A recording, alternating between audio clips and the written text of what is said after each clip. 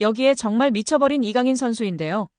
파리 생제르맹에서 맹활약 중인 이강인 선수를 객관적으로 평가한 지표가 축구 커뮤니티에서 화제가 되고 있습니다. 파리 생제르맹에서 뛰었던 선수들 중 한 경기에서 키패스 7회 이상 기록한 선수는 총 4명입니다. 모두가 알만한 월클인 선수들밖에 없습니다. 네이마르, 디마리아, 메시, 사라비아 선수인데요. 이 중 네이마르는 3회나 기록할 정도로 파리 생제르맹에서 키패스를 뿌리는 역할을 담당했었습니다. 그리고 이제 이강인 선수가 추가되었습니다. 심지어 이번 시즌만 두 번째입니다. 지난 2024년 시즌에서 키패스 7개를 기록했고 올 시즌 생테티엔전에서 키패스 7개를 기록하며 네이마르 선수에 이어 두 번째로 많은 한 경기 키패스 7회 기록 선수가 되었습니다. 이강인의 이적설이 이어지고 있습니다. 아스널, 맨체스터 유나이티드 등 프리미어리그 명문 구단뿐 아니라 어린 시절을 보낸 스페인 리그 복귀 가능성도 거론됩니다. 아직 구체적인 이적 협상은 진행되지 않은 상황인데요. 국내 매체 스포츠 경향 보도에 따르면 이강인 본인이 PSG를 떠나고 싶어 한다고 합니다. 구단이 이강인이 싫어서 방출하려는 것이 아니라 선수 본인이 팀을 옮기고 싶다는 이야기를 지인들에게 하고 있다고 합니다. PSG는 세계 최고 부자 구단 중 하나입니다. 카타르 정부 산하 투자기관 카타르 스포츠 인베스트먼트가 구단을 소유하고 있습니다.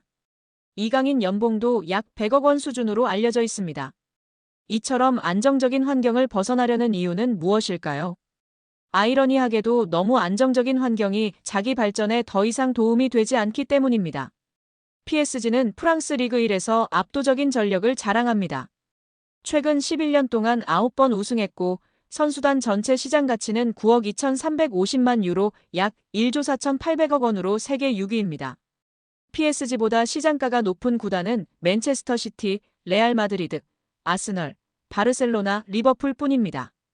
그러나 유럽 대항전에서는 기대에 못 미쳤습니다. 챔피언스리그 우승은 없고 최고 성적은 2019년도 시즌 준우승입니다. 두 번 더 준우승했지만 지금은 8강, 16강 정도 실력입니다. 높은 연봉과 편안한 생활 속에서 안주하면서도 한계를 절감한 리오넬 메시, 네이마르, 킬리안 음바페는 자의반 타의반으로 팀을 떠났습니다. 이강인은 2019년 20세 이하 월드컵 골든볼을 수상하며 세계 최고 유망주 중 하나로 평가받았습니다. 그런데 PSG에서 성장세는 기대에 못 미치고 있는데요. 지난 시즌 프랑스 리그 23경기에 출전해 3골 4도움을 기록했습니다. 이번 시즌에는 26경기 6골 5도움을 마크했습니다. 공격 포인트는 늘었지만 평균 출전 시간은 64분에서 54분으로 줄었습니다. 게다가 이번 시즌 6골은 모두 2024년에 나왔고 올해는 골이 없는 상황입니다. 유럽 챔피언스리그 무대에서는 지난 시즌에 9경기에 출전하였고 1골 1도움을 기록했습니다. 올 시즌에는 11경기에 나서고도 공격 포인트가 없는 상황입니다. 성장하기보다 오히려 정체하는 느낌인데요. 루이스 엘리케 PSG 감독은 바둑돌을 옮기듯 선수들을 운용하고 있습니다. PSG는 리그 우승과 챔피언스리그 출전이 보장된 팀입니다. 이처럼 긴장감이 떨어지는 환경에서 더 이상 성장은 어렵다는 판단이 이강인의 결별을 결심한 배경으로 보입니다. 이강인을 잘 아는 지인은 이강인이 PSG를 싫어하는 게 아니다며 다만 팀 분위기가 전투적이지 않은 건 사실이다. 이강인은 더 많이 뛰고 더 싸우면서 성장할 구단으로 가기를 원한다고 말했습니다. 이강인의 축구는 기술 중심 철학을 가진 지도자에게 더 잘 맞는다. 아스널의 미켈 아르테타 감독, 맨유의 루벤 아모린 감독 등 기술 축구를 지향하는 감독들이 이끄는 팀으로 이적할 수도 있다는 이야기가 나오는 이유입니다. 이강인은 PSG와 2028년 6월까지 계약돼 있습니다. 계약 기간도 넉넉한 데다 PSG는 굳이 이강인을 팔아야 할 이유가 없을 정도로 돈이 많습니다. 이강인의 확고한 이적 의지가 있어도 이적이 이뤄지지 못할 수도 있는데요. 이강인은 이제 어느새 24세가 됐습니다. 세계 최정상급 선수로 한 번 더 도약하느냐 아니면 잠재력을 다 펼치지 못한 정상급 선수로 머무느냐 기로에 지금 서 있다고 볼 수도 있습니다. 이강인은 더 높은 강도에서 더 오래 뛰고 더 강한 상대와 계속 맞서는 곳으로 가야 합니다. 성장하려면 강한 상대와 치열하게 싸워야 한다는 것은 축구뿐만 아니라 모든 영역에 적용되는 절대불변의 진리입니다. 과연 이강인 선수의 바람대로 이번 여름 이적하게 될까요? 우리 구독자 여러분들의 생각은 어떠신가요? 여기에 축구 통계 매체 후스코어드닷컴은 공식 SNS를 통해 이번 시즌 유럽 5대 리그에서 90분당 가장 많은 찬스를 만들어낸 선수들을 발표하며 이강인의 성과를 주목받게 만들었습니다. 유럽 5대 리그는 프리미어리그, 라리가, 분데스리가, 세리에 A, 그리고 리그앙을 포함하는데요. 이 5개 리그 전체 선수들 중에서 90분당 기회 창출이 가장 많았던 선수는 바이에른 뮌헨의 마이클 올리세로 90분당 1.23회로 1위를 차지했습니다. 그 뒤를 이어 아스널의 부카요 사카가 1.09회로 2위, 맨체스터 시티 이적이 확정된 라얀 셰르키가 0.97회로 3위를 기록했으며 바르셀로나의 초신성 라민 야말이 0.88회로 4위에 올랐습니다. 이어 5위는 파리 생제르맹에서 뛰고 있는 이강인이 차지했습니다. 이강인은 90분당 0.86회의 기회 창출을 기록하며 그의 정확한 킥과 남다른 시야가 동료들에게 많은 기회를 만들어주는 역할을 했습니다. 열거된 선수들이 현재 세계 축구계에서 촉망받는 유망주이거나 세계 최고 중 한 명으로 꼽히는 선수들인데요. 이강인 선수의 잠재력, 천재성을 다시금 확인할 수 있는 상황입니다.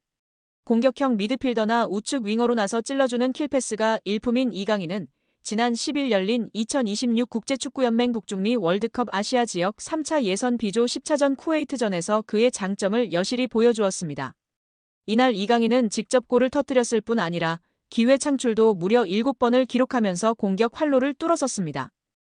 이영표 위원은 축구가 편해지려면 기본적으로 축구 선수는 어떤 상황에서든 한 명을 제쳐서 크로스를 하거나 패스를 하거나 슈팅을 할 수 있어야 됩니다. 드리블을 통해서 템포를 죽이는 거는 안 좋은 행동이지만 동시에 어렸을 때부터 사이드에서 특히 1대1이 걸리면 한 명을 제쳐서 크로스를 올릴 수 있는 게 안 되면 축구가 어려워집니다. 드리블을 하게 되면 어떤 선수는 한쪽 밖에 못 가, 어떤 선수는 왼쪽 밖에 못 가, 어떤 선수는 오른쪽 밖에 못 가는데 양쪽을 다 갈 수 있는 확실한 기술이 하나씩 있어야 됩니다. 이강인 선수는 3년 이상 기술을 연마해서 양쪽을 다 할 수 있다고 보여집니다. 이강인 선수는 드리블을 잘하려면 스피드가 있어야 하고 중심이 무너진 쪽으로 치면 중심이 무너지는 것을 몸이 자동으로 계산하여 움직여지게 됩니다. 생각하고 드리블을 치는 게 아니라 연습과 노력 끝에 자동으로 움직여지는 것입니다. 여기서 박문성 해설위원이 덧붙였는데요. 맞아요. 이전에 앙리 선수도 인터뷰에서 패널들이 어떻게 그렇게 많은 골을 넣을 수 있었는지 물었을 때 생각하고 계산하고 슈팅을 때린 것이 아니다. 자연스럽게 자동적으로 슛을 하게 되었다고 인터뷰에서 화제가 되었다고 합니다. 뿐만 아니라 그라운드의 풍우나 천재 소리를 듣던 이천수 선수도 본인이 어떤 드리블을 했었는지 개인기를 했었는지 모른다며 자동적으로 몸이 움직여졌고 나중에 분석하면서 경기를 봤을 때 내가 저렇게 했구나 알 수 있었다고 발언했습니다. 이처럼 세계적인 레벨의 선수들은 계산하고 움직이는 것이 아니라 자동적으로 움직여지는 것 같고 이강인 선수도 보면 계산적인 움직임이 아니라 훈련과 노력으로 자연스럽게 자동적으로 몸이 반응하는 선수인 것 같다고 발언하며 팬들의 공감과 지지를 받았습니다. 이어 이영표 위원은 이강인 선수가 재능은 기본적으로 있었겠지만 훈련과 노력이 없이는 만들어질 수가 없습니다. 또한 이강인 선수의 강점은 드리블도 있고 시야도 있고 정확한 왼발킥도 있고 터치가 굉장히 강점이 있다고 생각합니다. 멀리 볼 수 있는 능력은 킥이 자신 있는 선수들이 자연스럽게 보여지고 나타낼 수 있습니다. 어떤 선수들은 드리블을 잘하는 선수는 자기가 드리블을 보여주고 싶어하고 패스를 잘하는 선수는 패스를 보여주고 싶어하기 때문에 좋은 킥, 멀리 보낼 수 있는 킥이 장점인 선수는 자연스럽게 시야가 넓어지고 시야가 넓은 것처럼 보여지게 됩니다. 어린 선수들에게 멀리 보라, 시야를 넓혀라 라며 가르치기보다는 좋은 킥을, 멀리 찰 수 있는 킥을 가르치면 자연스럽게 시합에서 연습한 킥을 보여주려고 하기 때문에 시야가 넓어지고 넓혀진 모습을 볼 수 있다고 발언하였습니다. 이어 최근 프랑스 언론의 비판에 대해서도 이야기했는데요. 이강인을 향한 언론 비판은 일도 신경 안 써도 됩니다. 한국에서처럼 선수를 비난 잘하지 않는 문화가 아닙니다. 한국에서는 정말 엄청나게 큰 잘못을 저질렀을 때 비난하나 외국은 그냥 막 합니다. 그들의 문화이고 경쟁이라 신경 쓸 필요가 전혀 없습니다. 유럽에서도 크게 신경 쓰지 않는 편입니다. 거기에 일희일비할 필요 없고 비난을 받더라고 원래 그런다 생각하는 게 팬들도 선수도 좋다고 발언했습니다. 이어 이영표 위원은 이강인 선수가 수비할 때 압박이 안 된다는 단점이 있었는데 약점이라고 지적되던 수비 전환, 수비의 능력을 키웠다는 것이 정말 대단한 것이라며 치켜세웠습니다. 이는 특히 선수의 태도의 문제이기 때문에 이런 것들을 지적을 받으면 자기가 수비력을 키우는 게 아니라 나도 수비를 열심히 하는 척해야지 라는 선수가 있는데 이강인 선수는 진짜 수비를 하는 것이라며 극찬하였습니다. 특히 이런 태도를 갖고 있는 선수는 길게 결국 홍명보 감독은 10년 만에 대표팀에 돌아옴과 동시에 외국인 지도자 버금가는 대우도 받습니다. 이임생 이사는 연봉 등 세부 계약 조건에 대해서는 밝힐 수 없지만 이제 한국 지도자들도 외국인 감독 못지않게 대우를 받아야 한다는 생각이라면서 외국인 지도자에 뒤지지 않는 계약을 체결했다고 전했습니다. 홍명보 감독은 지난해 울산과 프로스포츠 최고 연봉인 10억 원의 3년 재계약을 맺은 것으로 알려졌는데 대표팀을 맡으면서 더 많은 연봉을 수령할 것으로 보입니다. 직전 클린스만 감독의 연봉은 약 30억 원, 벤투 감독은 약 19억 5천만 원의 연봉을 받았기 때문에 최소 20억 원이고 최대는 30억 원 수준으로 예상받고 있습니다. 따라서 홍명보의 연봉은 최소 20억에서 최대 30억 원 수준이라는 것인데요. 월드컵 이후 아시안컵까지 계약을 장기간 맺었습니다. 다만 월드컵 종료 후 중간평가를 갖기로 되어 있으나 경질 한들 남은 계약 기간 보존 금액하면 최소 30억 원이겠고 홍명보뿐 아니라 외국인 코치 2명도 생각하면 60억 원 이상이 나가겠네요. 정말 최악인 것 같습니다. 경질 없이 가도 홍명보 30억 원의 외국인 코치들까지 하면 연 60억 원 이상씩 나가는데 대체 왜 캐나다를 이끌고 코파 4강까지 간 제시마치를 안 잡았고 바로 프리미어리그 승격을 코앞에서 놓친 바그너 그리스로 유로를 아쉽게 못 나간 포엣을 버리고 홍명보인지 당최 이해가 가질 않습니다. 정말 최악입니다. 축협. 반드시 책임을 져야 할 것입니다. 지금 당장 말입니다.